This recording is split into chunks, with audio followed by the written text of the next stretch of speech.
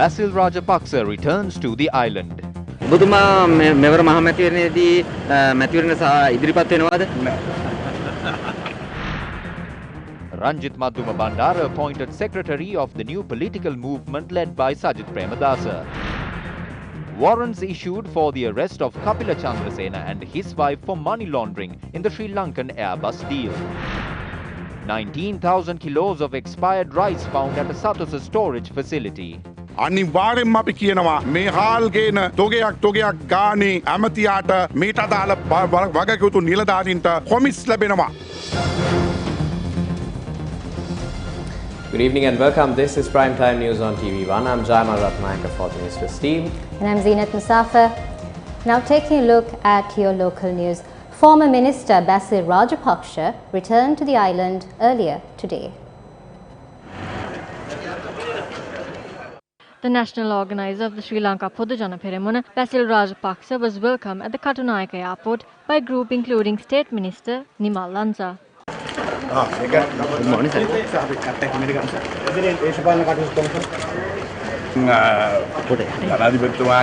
The President and the Prime Minister have said that at the first chance they get in March, they will dissolve Parliament. It is vital that there is a strong Parliament if the plans of the people and the country are to be carried out. We as the Sri Lanka Podujana Peramuna must work with the other parties to secure that majority.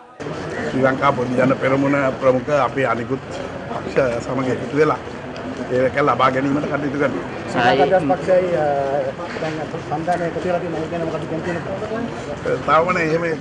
As far as I know, there is no alliance yet, but we work together at the presidential election. ජනාධිපති මැතිවරණයත් එකට වැඩ කරේ. මේ ඉදිරි මහ මැතිවරණයේදී ලකුණු මොකක්ද? Let's see and choose a good symbol. කට්ටියක් කියනවා පුටුව කියලා. උඩත් ජයග්‍රාහී ලකුණ තමයි ගන්නෙ.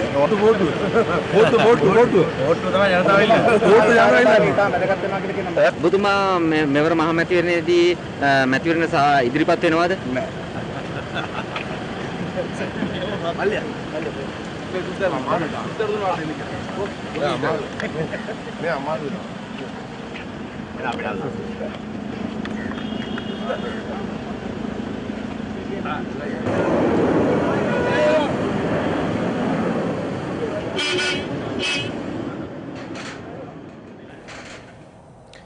Opposition leader Sajith Premadasa announced today that Ranjit Madhuma Bandara will be appointed as the General Secretary of the new political movement which would be led by him. Opposition leader Sajith Premadasa met with the electoral organisers of the United National Front at the parliamentary complex this evening. The meeting was attended by former provincial councillors as well.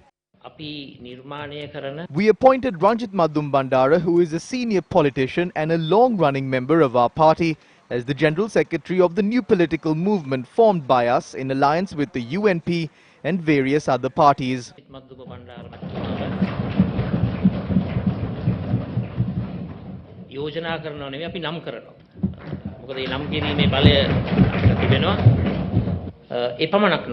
Not only that, we saw what the newspapers had to say in the recent past. Those are results of deals that are being struck in politics. Still, there are ongoing deals. Some are trying to create uncertainty within the party and pull our legs. I had a very limited time period leading up to the presidential election. If we are going to have a short time period like that for the general election, it is an utter disgrace to all the MPs and people who are hoping to become MPs. They say that 5 to 6 names were sent. There were no discussions about any names. There were no talks and no opinions were sought. There is no need to seek for any opinion. I simply named the person today. Following are the views expressed after the conclusion of the meeting. We did not register the alliance as of yet. We will do that in the coming few days. I got to know that the leaders of the alliance and the politicians from the UNP were in agreement to our decisions. Sajith Premadasa, who is the opposition leader, the leader of the alliance and the prime ministerial candidate, announced it today. අගමැති අපේක්ෂක සජිත් ප්‍රේමදාස මැතිතුමා එක අද ප්‍රකාශයට පත් කරා. නිතරංගයෙන් අද ඔබතුමා පත් වුණා. නිතරංගය කියන්නේ එහෙම තරංගයක් තිබෙන්නේ නැහැ. එතකොට දැන් කවද්ද අලුත් සන්දානේ ගොඩනගන්නේ? ඉදිරි දින කිහිපය තුළදී අපි සන්දානේ ලියාපදිංචි කරන්න අවශ්‍ය කටයුතු කරනවා. The heroic Sri Lankan Airlines staff and crew who repatriated 33 Sri Lankan students from the Chinese city of Wuhan last Saturday convened a media briefing in Colombo this evening. The pilots, co-pilots and the staff who took part in this endeavour shared their experiences at the media briefing. We are no heroes. We were just doing our job, right? With regards to volunteers, I've got, when pilots got to know that we were doing this, we got so many messages, calls saying, you know, if you guys need us, we are there. So I think there would have been so many other pilots who would have volunteered. But of course, we could only take 4. So it happened to be 4 of us. I told my wife, I have 3 kids. How if they were stuck? What would we go? How far we will go? Our country has gone so far to bring them. At least we can do this to the country. Because there are parents like me waiting there. That was the main thing drew me to go there. If I may say normal, it's a normal day-to-day thing that we do in flying an aircraft from A to B. Abnormal when we say we prepared because of this epidemic. We prepared ourselves, we prepared the crew, we got the training from the Air Force how to handle such situations. And that is the abnormality that we had with. Apart from that, it was a normal flight. The staff also responded to the questions raised by journalists. What were the precautions that you did take, and how many people were involved in taking this precaution? We, along with the Quarantine Department and the Ministry of Health, their guidelines, we strictly adhere to that. We as a practice train our crew anyway to handle emergencies of international concern. So they were well aware of what to do. So this is just another way of practicing what we have trained, starting from how to recognize a ill passenger, to handle the ill passenger on board, and how to hand over that ill passenger, if identified, to the health authorities on arrival. Now, why did you not come into Colombo rather than Mata? Okay, that was a decision taken by the government of Sri Lanka. It was easier to bring them into Matala to start with, because they were going to be sent to Diatalava. Setting up of the Air Force team there, from the tarmac itself, getting all the passengers and the crew and getting them cleaned up and quarantined there is much easier. And also the trip to Diatalava was quicker from there, because the army took over them and they provided all the necessary facilities for them, and they are still under very good care by the army. What I must say today is I pay a tribute to our engineering staff, the 2 engineers, the engineer and the technician, Mr. Lilantha Padberigi and Romesh Patiraja, who had to get off the aircraft and go and do the maintenance of the aircraft and come back in. All was done in the name of bringing our own back to this country. ඔබතුමන්ලා ගියා කියලා ඔබතුමන්ලගේ දරුවන්ට මොකක් හරි ප්‍රශ්නයක් වෙලා තියෙනවද? ඒ කියන්නේ පාසල් වල යනකොට එහෙම මොකක් හරි ප්‍රශ්නයක් කාගෙන් හරි ප්‍රින්සිපල්ලා එහෙම නැත්නම් ඒ උගන්වන ගුරුවරුන්ගේ මොකක් හරි ප්‍රශ්නයක් වෙලා තියෙනවද? ඔහොම කතාවක් ගිය බව. We heard such stories are being circulated. But even before our journey, the schools had already advised the students to stay home for 2 weeks if a family member had come back to Sri Lanka from China in recent times. But clearly it was misinformation that was circulating on social media. I would like to very clearly state that none of the officials here were affected in any way by the schools. එහෙම කිසිම බලපෑමක් එක පාසලකින්වත් කරලා තිබුණේ නැහැ. The crew posed for a group picture following the media briefing.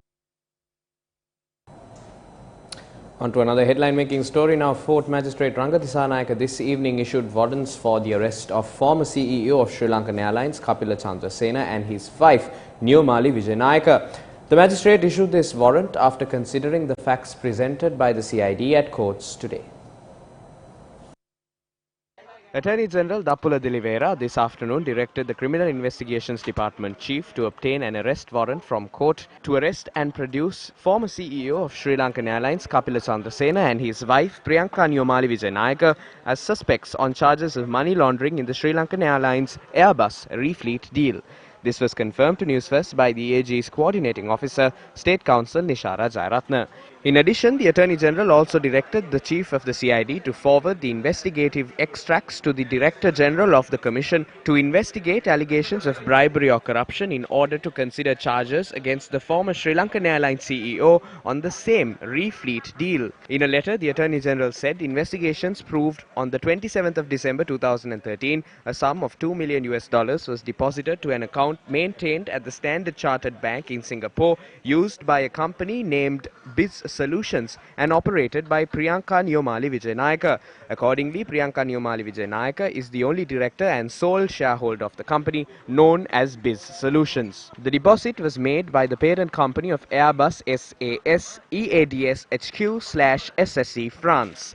Investigations also proved an offence of money laundering was committed by transferring the money to an account operated by her husband at the Commonwealth Bank in Australia.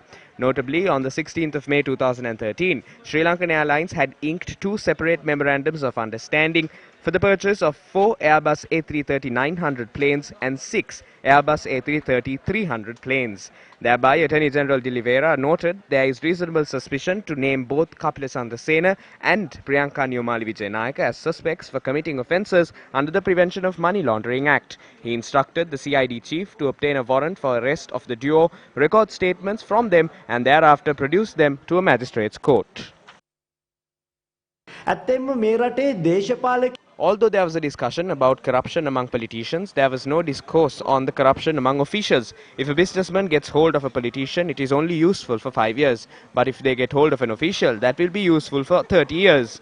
We believe that this would be a catalyst to begin a discussion surrounding the corruption among officials. Paying $4 billion to the countries that bribes were paid to in order to stop the investigations is also a bribe. The bribes were not paid by the Airbus company, they were paid by the money of the taxpayers of this country. The Airbus company had added the bribe that they paid to the value of the aircraft and sold them to Sri Lankan Airlines. Therefore, as the government of Sri Lanka, we propose that the amount paid as a bribe be returned to the government of Sri Lanka as a fine. ශ්‍රී ලංකා ආණ්ඩුවට වන්දියක් ලෙස ගෙවීමට අවශ්‍ය කටයුතු ආරම්භ කරන්න කියලා සාමාන්‍යයෙන් හම්බන්තොට වරාය ඉදිකිරි. The value of these 10 aircraft is equal to 3 times the amount that was spent for the construction of the Hambantota port. I made that comparison so that you can get an idea of how big this amount is.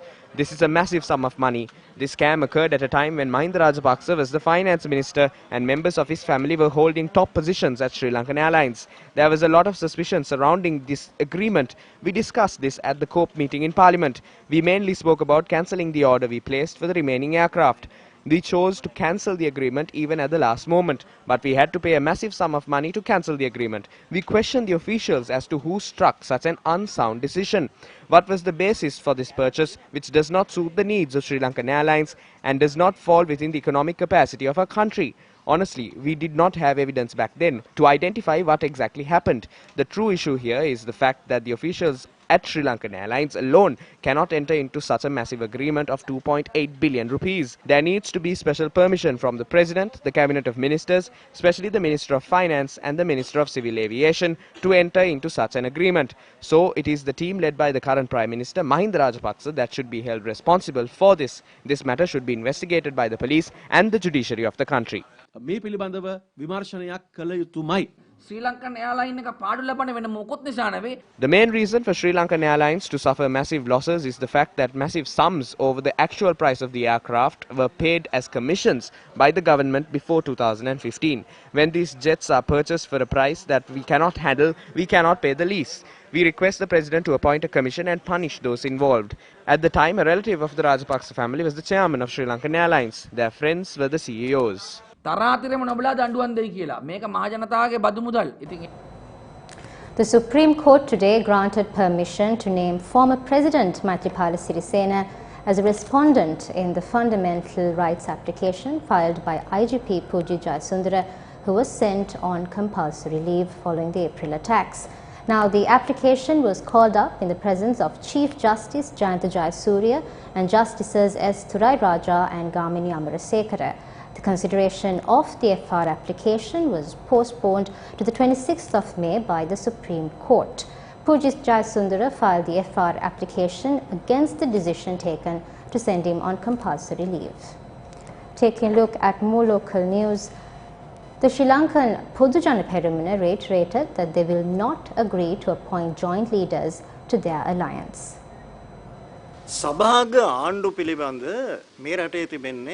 This country has a very bad experience with coalition governments. During the reign of the government of the good governance, when one faction tries to do something, the other faction works to sabotage it. The people of our country do not have to go through something like that again. The people of this country are waiting for a government where Gotabaya Rajapaksa is the president and Mahinda Rajapaksa is the prime minister. අතිගරු Gotabaya Rajapaksa මෙතුමා ජනාධිපති හැටියට ගරු මහින්ද රාජපක්ෂ මෙතුමා අගමැති හැටියට අන්න ඒ සුසංයෝගය ශ්‍රී ලංකා නිදහස් පක්ෂය සහ ශ්‍රී ලංකා පොදු ජන පෙරමුණ එක සන්දානයකින්ද මහමැතිවරණයට ඉදිරිපත් වෙන්නේ ශ්‍රී ලංකා පොදු ජන පෙරමුණත් එක්ක Many parties entered into agreements with the Sri Lanka Podujana Peramuna and worked with us for the previous presidential election. There will be some changes when we contest for the general election. We will be taking these decisions at a district level.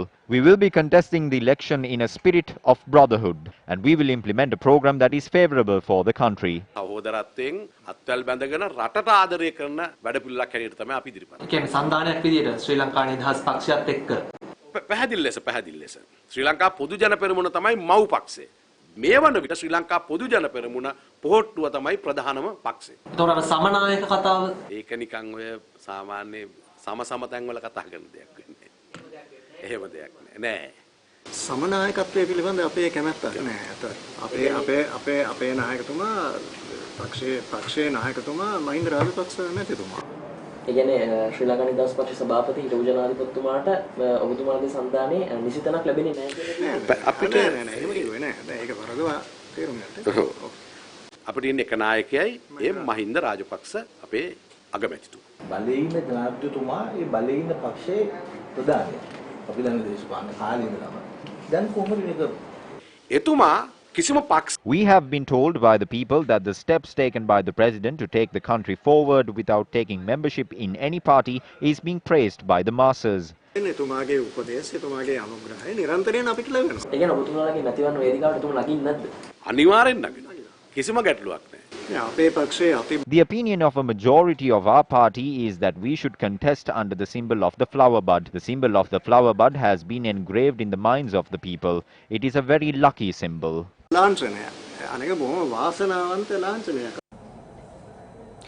The ruling party and the opposition today expressed these views with regard to punishing those responsible for the April 21st attacks. ළඟදී පැවැත්වෙන පාර්ලිමේන්තු මැතිවරණයට පසු අභිනව රජයේ One of the main tasks of the government that is elected after the upcoming general election will be to find the truth about the April 21st attacks. The truth behind this attack is yet to be discovered. The Hapalana government did not look into this matter properly. They protected their associates. Certain factions were not questioned or arrested. Some left the country. We must revisit this matter and ensure that no one is protected. We must conduct an unbiased investigation into this. කිසිම කෙනෙක් ආරක්ෂා කරන්නේ නැතුව අපක්ෂපාතී සාධාරණ සම්පූර්ණ විමර්ශනයක අවශ්‍යතාවය තියෙනවා. මැතිවරණ කාලේ මේ අය මේ කිව්වා රටේ ජාතික ආරක්ෂාව අනතුරු. After the attacks in April and during the lead up to elections, they claimed our country was under threat and it was the last chance to save our country. They pledged once they come into power, they will arrest everyone responsible for the attacks within a period of 2 weeks. So what has happened to the 2 weeks? In my view, the government will not arrest and punish those responsible for the attack. The first year remembrance of the April attacks will fall during the general election. I propose that those responsible for the attack should be punished and sentenced to death. ප්‍රහාරය වගකීම් අල්ලලා මරණ දඬුවම දෙන්න. අපි ඉල්ලනවා එකපාරක් විකුණන් කෑව දෙවෙනි පාරක් විකුණන් කන ලෑස්ති වෙන්න එපා කියලා. Two justices took oaths before President Gotabaya Rajapaksa today. President of the Court of Appeal, Justice Yasantha Kodagoda, was sworn in as the Justice of the Supreme Court this evening. Court of Appeal Justice H.M.D. Nawaz was sworn in as the President of the Court of Appeal before the President. Commander-in-Chief of the Russian Ground Forces, Army General Oleg Salyukov, arrived in the island this morning for a 5-day official tour. The Russian commander-in-chief, who arrived in the island at around 8:35 this morning, was welcomed by Chief of Staff of the Sri Lanka Army, Major General Satyapriya Liyanage. Russian Commander-in-Chief Army General Oleg Salyukov has also been invited as a special guest to the 72nd Independence Day Parade at Independence Square tomorrow.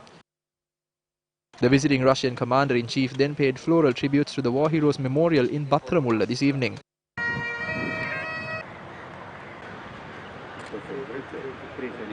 Thereafter, he visited the army headquarters in Batramulla this evening at the invitation of his Sri Lankan host, Lieutenant General Shavendra Silva, Acting Chief of Defence Staff and Commander of the Army.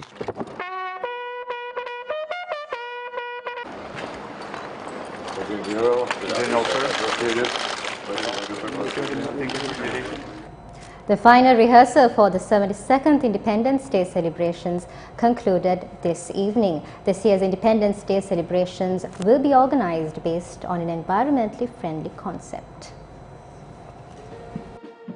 The Independence Day celebrations will be presided over by President Gotabaya Rajapaksa at the Independence Square tomorrow. 4,325 army personnel, 868 members of the Air Force and 815 members of the Navy will participate in the celebrations. 1,382 police officers will also be in attendance at the event along with 2,500 invitees. The Independence Day celebrations will be made colourful with a guard of honour and many other vibrant performances. Meanwhile, in line with the 72nd Independence Day celebrations, Pirit was chanted at the Independence Square last night. President Gotabaya Rajapaksa attended the event.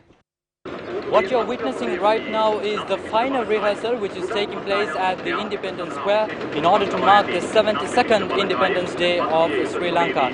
Now, since we arrived this morning, we have been witnessing that all arrangements have been made to celebrate tomorrow's Independence Day with great pomp and pageantry. The crew that rescued Sri Lankan students from Wuhan met with President Gotabaya Rajapaksa this morning. According to the President's media division, the crew joined a luncheon hosted by the President at the Presidential Secretariat today. President Rajapaksa said the commitment and courage exhibited by the entire group is a good example for the other sectors in the country. Everyone worked towards a single objective. The President pledged his unwavering support to develop the national carrier on par with other international airlines while preserving our uniqueness. The national organizer of the All Ceylon Farmers Federation, Nama Karunaratne, and several others inspected a Sathosa storage facility in Colombo today. More than 19,000 kilograms of rice unsuitable for human consumption were discovered from a Sathosa storage facility in Colombo. Around 10,000 kilograms of rice that could be classified as animal feed and approximately 19,739 kilograms of rice unsuitable for human consumption and animal feed were discovered. When the group visited the premises, a stock of rice was in the process of being distributed. These stocks of unsuitable rice should be destroyed. Why were the rice stocks kept until they were rotten? When there is excess paddy production, why are they stocking so much of rice? There is some sort of a financial scam here. The minister and officials involved in this process have benefited from commissions. Once they receive their commissions, they no longer care about the condition of the rice. All governments that came into power continue to hide the mistakes of their predecessor. According to these documents, these stocks were received in 2018. If they were received in 2018, no way can these stocks be expired by now. The guarantee period for rice is generally 2 years. If they are being classified as animal feed, I am certain that these rice stocks were not received in 2018. The Tourism Development Authority convened a media briefing today and commented regarding tourist arrivals following the coronavirus outbreak. It is reported that there is a 7.4% drop in tourist arrivals from a year earlier. Arrivals from China had dropped to 22,263 in January 2020 from 26,414 visitors last year. Sri Lankan tourism, we will take action. Now already you will see, as I said, there is a drop of about 3,900 drop from Chinese tourists. That is expected. Overall there is a slight drop. But 200,000 figure is there last year, and this year also is above 200,000. It's difficult to say the February numbers. It's difficult to predict the February numbers at this point because all the tour groups from China have been cancelled, as you know. The Higher National Diploma in Accountancy Collective Students' Union engaged in a protest march today, seeking an opportunity to hold discussions with the subject minister. The march commenced from Maradana at 1 p.m. today, demanding that the Higher National Diploma in Accountancy be taken over by the University Grants Commission and be accepted as a degree program. The group arrived at the University Grants Commission and received an opportunity to discuss this matter.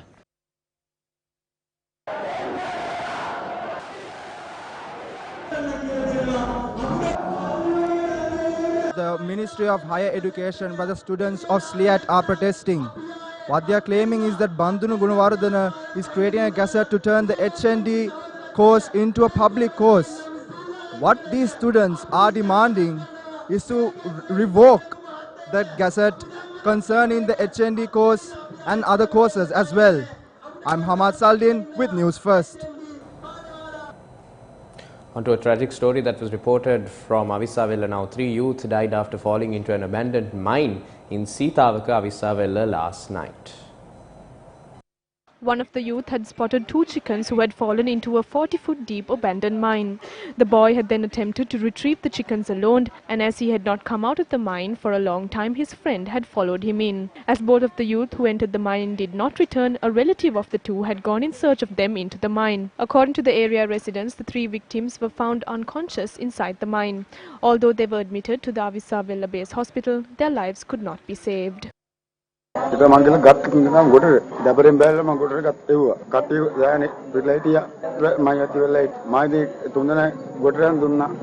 ඊට මට පොඩි මයක් ඇති වුණා. The deceased victims were Nishan Dhananjaya, Dinuka Lakshan and Asanka Rajapaksa, all residents of Seethawaka. They were 25, 17 and 27 years old at the time of their demise. 27-year-old Asanka was a father of 1. The post-mortem examination revealed that the victims had died as a result of inhaling poisonous fumes. The 2 chickens who fell into the mine had also died, and the remains of the 2 animals have been taken into the custody of the Avisavella police for further investigations.